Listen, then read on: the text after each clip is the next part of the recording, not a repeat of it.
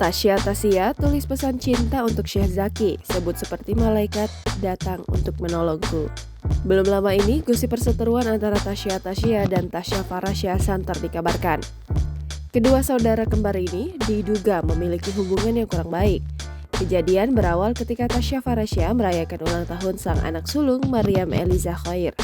Namun, sang saudara kembar, Tasya justru tidak menghadiri pesta itu. Sontak hal tersebut membuat para netizen bertanya-tanya.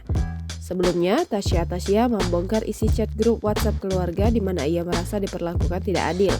Lantaran hal itu, banyak orang yang menghujat Tasya karena dianggap sombong terhadap keluarga sendiri. Karena terus dihujat, suami Tasya, Sheikh Zaki Alatas, sampai harus pasang badan untuk membela istrinya. Sheikh Zaki menyebut jika ketidakhadiran Tasya lantaran memang dilarang olehnya. Alasannya, Sheikh Zaki menghindari seseorang yang tengah mencoba merusak rumah tangganya dengan Tasya. Terkini, Tasya menuliskan pesan cinta kepada suaminya. Ia pun bersyukur memiliki suami yang sangat pengertian kepada dirinya.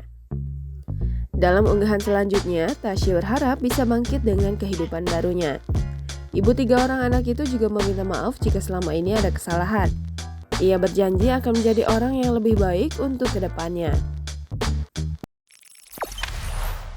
Jangan lupa subscribe, share, komen, dan like ya!